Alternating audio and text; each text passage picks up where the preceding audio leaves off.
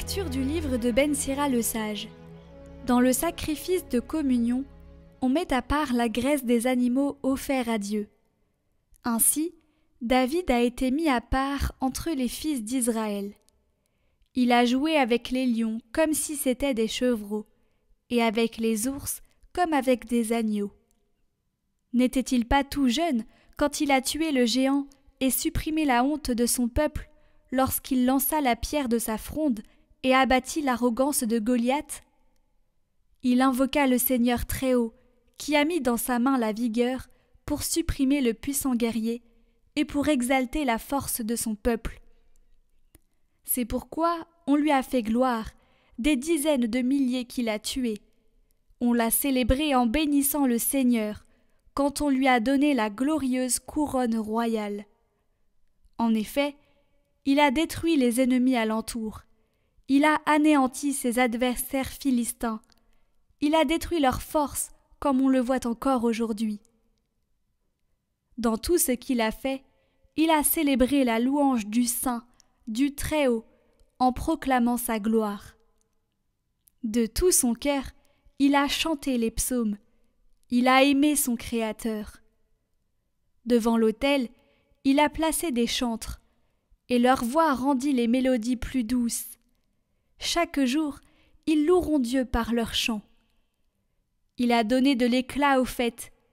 Il a donné une parfaite splendeur aux solennités, pour que le saint nom du Seigneur soit célébré et que les chants retentissent dans le sanctuaire dès le matin.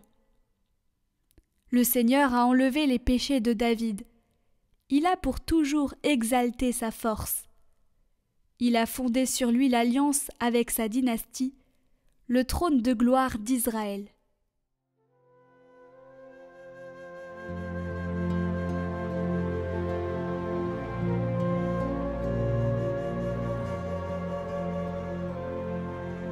Béni soit Dieu, mon Sauveur.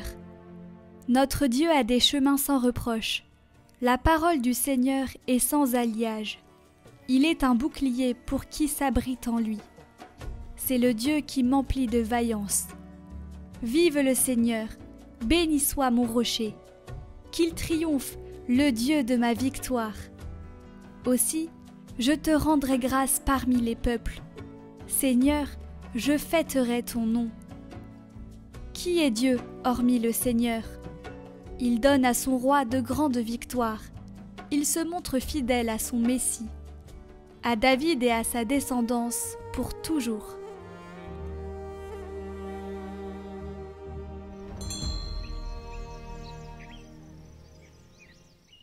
Évangile de Jésus-Christ selon saint Marc.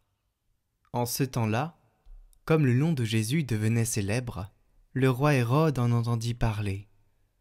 On disait « C'est Jean, celui qui baptisait.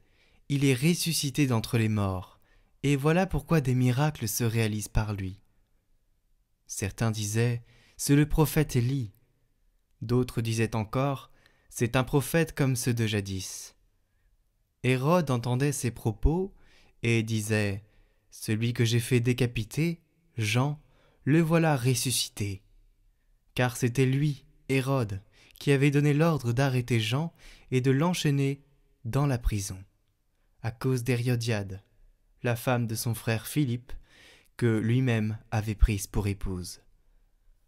En effet, Jean lui disait « Tu n'as pas le droit de prendre la femme de ton frère. » Hérodiade en voulait donc à Jean, et elle cherchait à le faire mourir. Mais elle n'y arrivait pas, parce que Hérode avait peur de Jean. Il savait que c'était un homme juste et saint, et il le protégeait. Quand il l'avait entendu, il était très embarrassé. Cependant, il l'écoutait avec plaisir.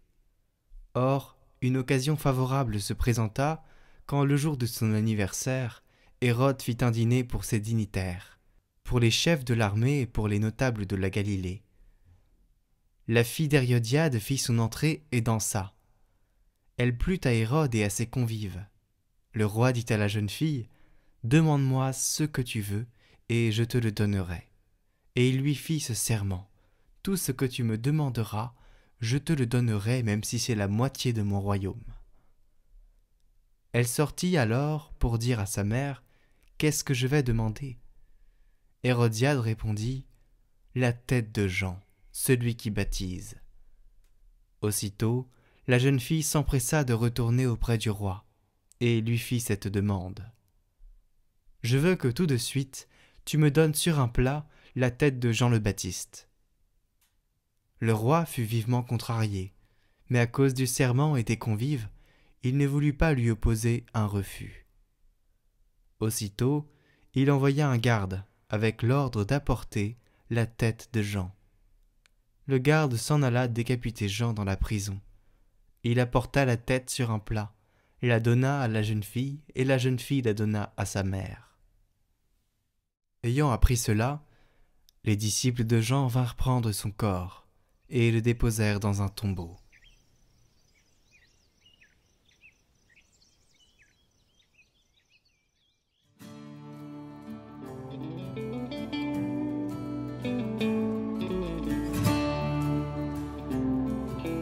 Derrière ces personnes, derrière ces personnages, il y a Satan, semeur de haine chez la femme, semeur de vanité chez la jeune fille, semeur de corruption chez le roi.